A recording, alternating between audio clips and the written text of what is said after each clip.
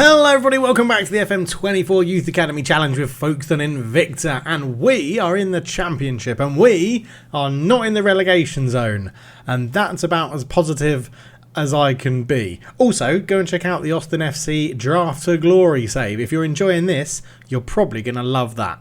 Right, let's get into it. Yes, hello everybody, welcome back to the save and fellow managers. Today we're taking on Blackburn Rovers. I thought, what's better than taking on an ex-Premier League winner in a series where we want to go and win the Premier League with only Youth Academy players. So we're taking on Blackburn, who have fallen on hard times. They're actually one place below us in the Championship in 19th.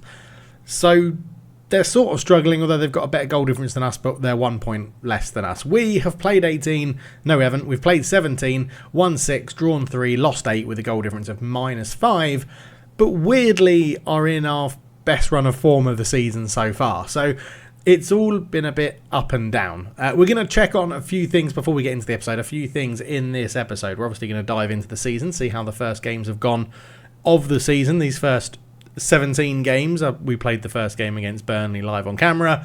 We'll go and recap all the other ones since then. We're also going to go and look at the shortlist to see where some players have ended up, because remember Michael Onyema?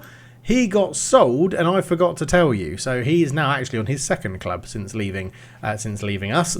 Maybe even his third. But yeah, we'll check on him as well. And then we'll just have a general look around some attributes, stats, improvements of players, some of our better players and things like that. And then we'll get into the game against Blackburn. Right, first up then, let's go and have a quick look at how the season's gone so far. So we started the season with a 4-2 loss away at Burnley, where I actually don't think we played too bad, sticking with the 4-2-4 formation. We lost to Crystal Palace in the Carabao Cup on penalties after getting Armani Dickey sent off in the 22nd minute.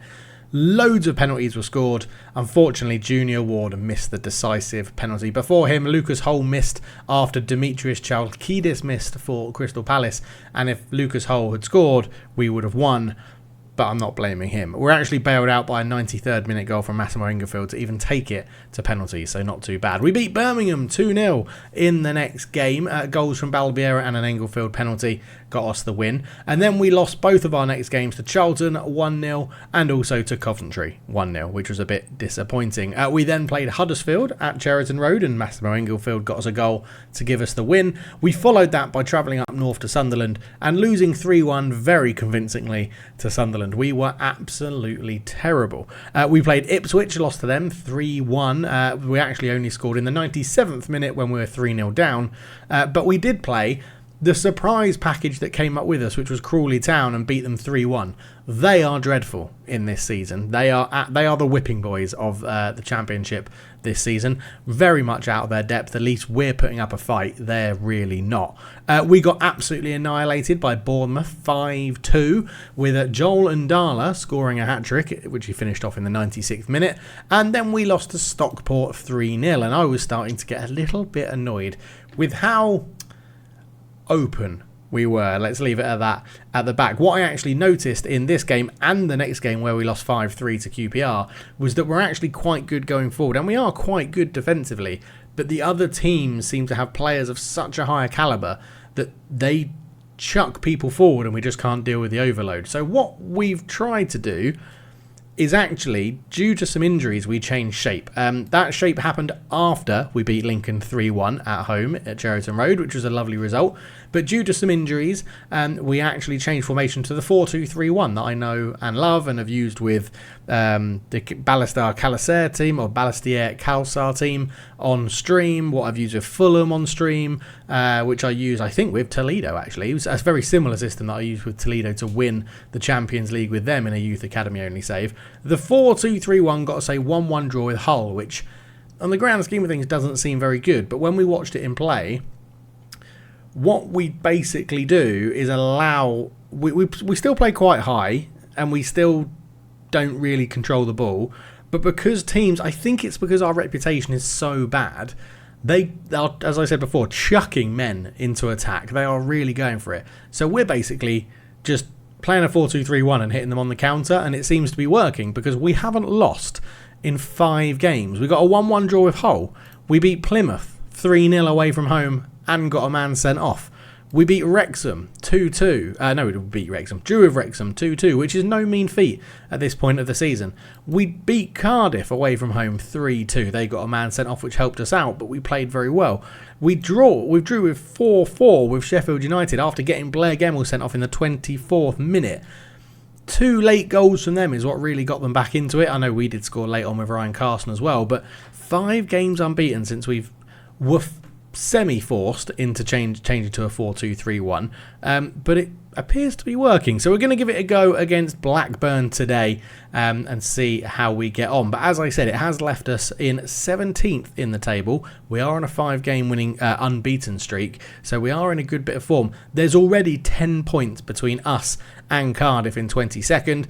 Crawley are down there on 6 points, all 6 coming from draws. They're yet to win a game, and with the teams in the division, you would have thought the only team they might beat is us, and they didn't. So, yeah, let's hope they can. Well, no, let's not. I don't hope they beat us in the return leg. I hope they go down, but I hope they beat someone, because going down with 0 wins in a season is pretty disappointing, isn't it? Right, let's go and have a look at the shortlist so we can see where some players have ended up in their careers. So if for some reason this is the first video you've ever seen of mine on a Youth Academy challenge, welcome in. You are about, what, 15 seasons late. Go to the beginning, start from there.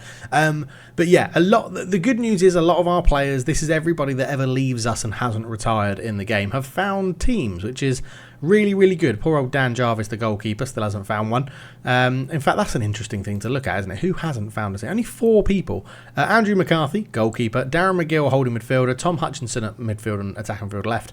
And Dan Jarvis as a goalkeeper as well. I assume Andrew McCarthy will find a club because he has got in-game decent potential. He's just never going to fulfill it.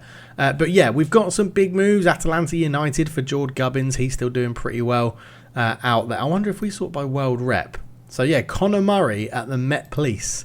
24 years old, has a 1-star reputation. Fairly good.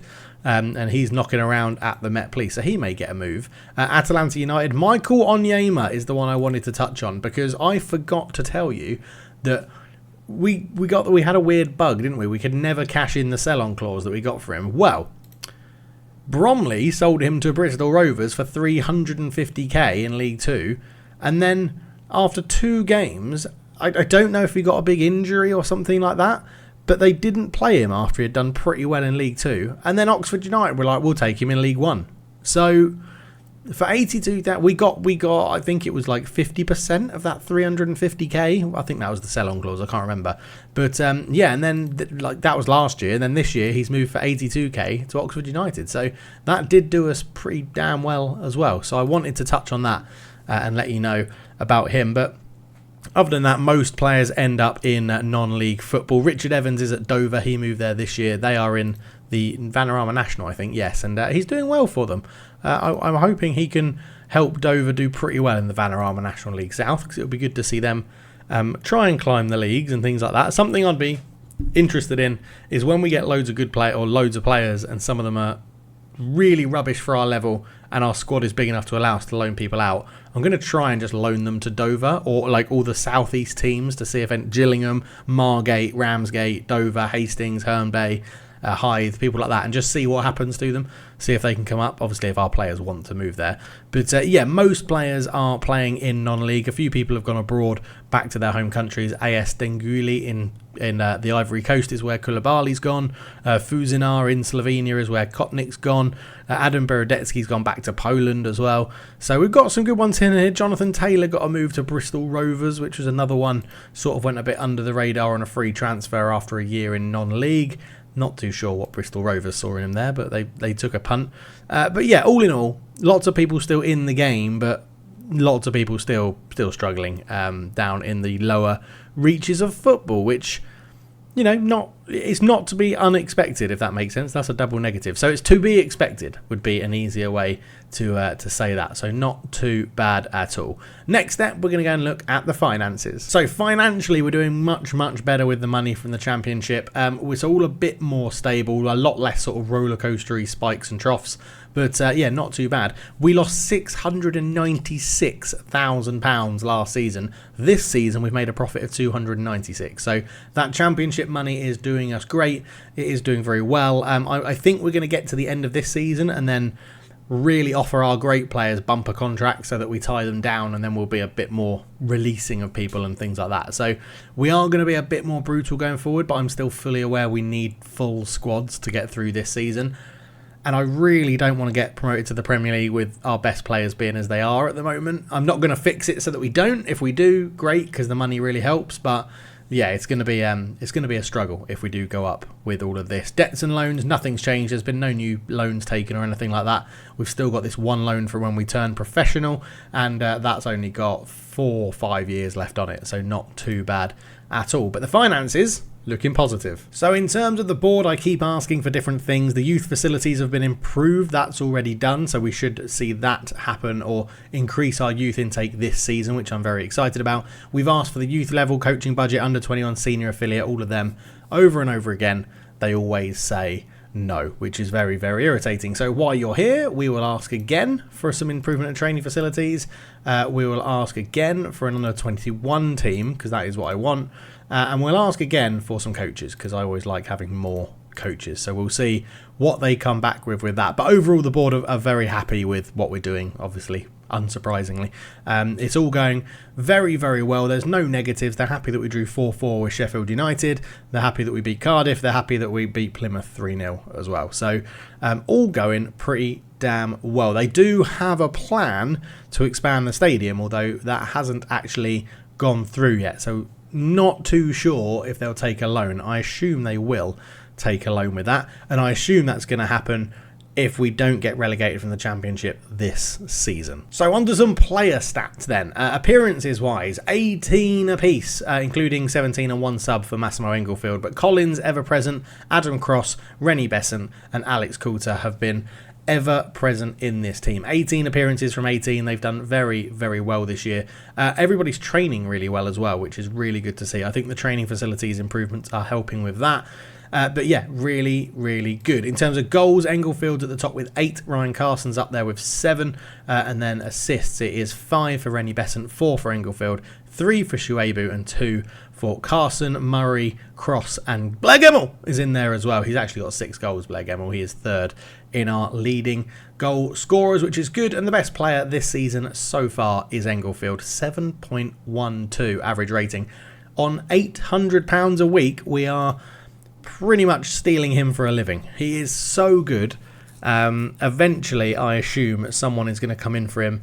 There is a minimum fee release. If I was a Premier League club, I would take a punt on him for 500 grand. Like, I would 100% take a punt on him for 500 grand. He is ridiculous. He's playing really well. He's scoring lots of goals. But AI doesn't work like that, does it? So, yeah, it's not. They're not doing that. And I'm very happy about the fact they are not doing that. Value of players, it is Paulinho Balberia, our Portuguese winger, who is the most expensive player at the club. Luke Berwick is actually 2nd. Robert Murray 3rd, although it does just go on. I think it does it sort by the least value, I think, rather than the upper value over here. But Ryan Carson's up there, Blair Reese, Blair Gemmell, Shuaibu and Englefield as well. So as to be expected is how I would describe that. People that want our players, Craig Jones is wanted by Hungerford on loan. Ollie Lewis is once again wanted by the MLS, so we'll see. He has actually he wants a new contract. He still wants like $3,000 a week and to be a first team regular. The problem we've got is that he's starting to not play as well as Balberia can do. And I'm leaning towards playing Balberia more because he's 17 years old and worth a hell of a lot of money and got a hell of a lot of potential. So, yeah, I'm torn about Ollie Lewis. Ollie Lewis may be the sacrificial sale, which allows us to bring more money into the club and also play a more highly rated youngster in his place who's better. So it sort of all makes sense, to be honest. Other than that, no other interest in terms of loans or sales at the club. The under-18s are having a decent season. Again, they're top of their division. They haven't played too many games, 15 games. They've won 14 and drawn 1. So they're having a fantastic season, an absolutely outstanding season, which is great for them. You can't see who's the top goal scorer, can you? I'm going to assume it's Danny Pearson if they're playing him up front. 7 goals in 10 non-competitive games. He has made 2 sub-appearances for the senior team this year as well, which is good for him. There was someone, KD Wayborn has gone out on loan. was having a pretty good season in the under-21s. So we've sent he out on loan to the Vanarama National League South. Not doing great, but is getting first team football. So we're going to see how he develops. But all in all, pretty damn happy, to be honest. I'm pretty happy with how the season's going, how the club is going. I do think this is a season of survival, and we go from there. But let's get into the game against Blackburn. I'll go and pick the team, and we'll be back to go through all of the fandangle and 3D-ness that we love in Football Manager. Okay, so the game has kicked off. We're lining up like this. Murray, Coulter, Jones and Besant at the back, Collins in goal, Reese and Cross in the middle, Carson on the right, Englefield, who is very tired, in behind Shuaibu, and Balberia starting on the left. The game has been so dire that 15 minutes in, we've got absolutely nothing to report on, although Blackburn have a free kick. It's swinging. Jones with a good header away. Jones is the person that got called up from the under-18s last season to fight for a spot in the starting lineup this year, and he's actually doing a pretty good job of it. He's got a decent partnership for there, but our defending there is horrendous as Coulter just ran off, and that's an awful finish from Hillereifson. But yeah, we got massively drawn out of position there by trying to close down the opposition, so we'll have to keep an eye on that. This system's very annoying to play against. I use it in my Austin FC save when I want to keep possession and just sort of waste a bit of time, so I know they're not going to be too forthcoming on the attack, which means this system might not work as well. We may have to go to the 4-2-4 or the 4-2-2. Here is Hillereifson again. Elliot, Anton holds it up. See, they're not committing too many men forward. We just need to make sure that our marking is better. He's offside even if he scores, so that's not a problem. But yeah, I mean, we're not doing too much, even from like the highlights in an attacking sense. We have had the same amount of shots, but we're not doing anything with it. So we may look to just mix this up a little bit. Obviously, what we do in this system is keep that box midfield 4, and we just sort of let everyone attack around it. Let's give them a little bit longer to try. We're going to say our shooting has been rubbish, and then we'll say you're not that bad. You're not that bad. We do need to be a little bit better. I'm sort of thinking that we could lower our tempo. I don't think our tempo, because we are playing at a high tempo. I sort of feel like if we can keep the ball a little bit better, let's not pass into space either. We'll go normal tempo, but not pass into space. And let's not counter press. No, I want to counter press and not counter, because they're not committing people forward. So if we can win the ball high up when they've got it, and then we also want to, in fact, I think I want to do this. I think I want to keep the ball. We're going to drop our line a little bit, just like that, and then not press as much. And then, do I want to allow them to play it out? That's going to draw us higher up the pitch, which could leave us susceptible to their man running in behind. So I'm torn, because they've got less players up front, but I think preventing is going to pull our players more out of position. So I think we're going to go with that, and we're going to try that. I think lowering our tempo and keeping the ball against this system is going to be better. The other thing we can do is actually work the ball into the box as well, because we're going to struggle if we're putting crosses into the box, then it's going to struggle against 3 at the back. So you're seeing a bit of my tactical brain in play at the moment here, and I'm sure a lot of you will disagree with what I've just said and done, but we've won a penalty as Baron Diarran just hacks down Rob Murray coming up from right back, and we've got a penalty, and it's going to be Englefield on it. He's not fully fit, and this I'm trying to give him to about 60 minutes. It doesn't stop him firing it into the net though. 1-0 Folkestone. Have my changes just work live on camera? That is what we love to see.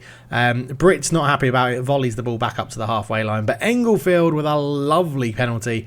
I think even if the keeper goes the right way, I don't think he's saving that one. And it's the captain that makes it 1-0 Folkestone. And that is delightful. As you can see, he is tired. He only came into this 80% fit. So, yeah, we'll have to keep an eye on him and see how he's doing. But we've got a few poor performers out here. And we do have some youngsters waiting in the wings. Balbiera did get a start today. But I'm tempted to bring on Danny Pearson for Shuaibu up front. Or we could go for Junior Ward for a bit more of a battering ram approach. The centre-backs are having a decent game, touch wood, so I think they're going to be okay. So I may go for the experienced physicality of Junior Ward up front. Engelfield's tired, but I want to keep him on at the moment. Ryan Carson off.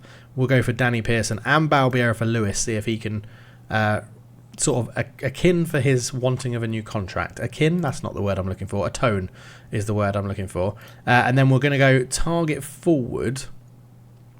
Now, Lewis can stay there, but Pearson, I'd like to say, let's keep the width a little bit more out here and see what you can do. Because Lewis wants to cut in on his right foot. He's two-footed, though, so he can make a difference. Pearson is all right foot. And now we've got a target forward on. I sort of feel like that could be quite useful to get that done, as it's a corner is swung into the box. Everyone goes for it at the near post, so the AI is using that again, and they've scored. Cartwright scores. It's a lovely goal from him. It's going to count. It's 1-1.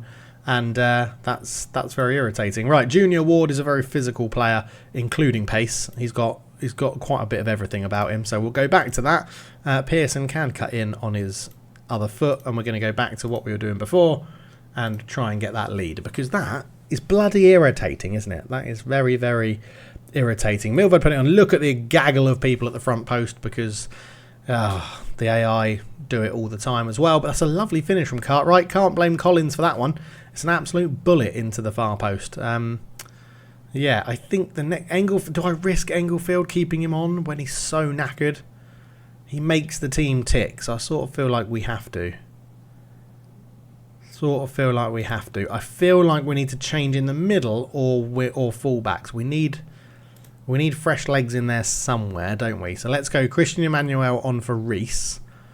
And we'll do Berwick as well on for Cross. We are going to change both holding midfielders and give us the fresh legs in the engine room. Neither of them playing great on 6.4, so we're going to go for that with about 10 minutes left to go. And don't get me wrong, I know Blackburn are below us in the table, but I do think a 1-1 draw isn't bad, although we've been by far the better team since we changed the tactics, and we're a bit more patient with the ball against such a defensive system. But yeah, we've had all the match momentum as well since making the changes. 6 minutes to find a winner. Don't think we're going to do it, but you never give up. They've got Hayden. They've got Hayden in the middle. I feel like I recognise Hayden. Alex Hayden. They've bought him for £5.75 million from Aston Villa. We just, if I could buy one person, it's full time. If I could buy one person for £5.75 million, I'd walk the league. Like, I do think that if you're doing a youth academy challenge and we're like, the rules bent ever so slightly to say you could sign one player a season, I think you'd absolutely walk I don't think it would be a challenge. I just don't think it'd be a challenge. We didn't get the result, but you should be happy because we played well. I agree with that. And I do think we are going to be safe this year because there's three teams that are worse than us at the moment, but Lincoln and Crawley are absolutely dreadful and are definitely both can go down this year. Cardiff have lost again. They lost to Reading, who are up in fourth. Crawley lost 2-0 to Crystal Palace, and Lincoln drew 1-1, so at least they picked up a point. But yeah, it's basically Crawley and Lincoln are going down. We've just got to make sure we're not the third worst team in the division, because we've actually, and I don't think we are. I think we've got a better squad than Cardiff and a better manager, better tactics, and everything like that. So I do think we're doing all right. We've got 3 days until we take on Brighton, but we'll leave the episode there. So thank you so much for watching. We are in November, so we'll probably come back for another game sometime around January. Now we're in the upper divisions. We'll have a few more games coming a bit more regularly, and then mix it up with sort of a youth intake and a review and things like that. But if you've enjoyed this episode, let me know in the comment section below.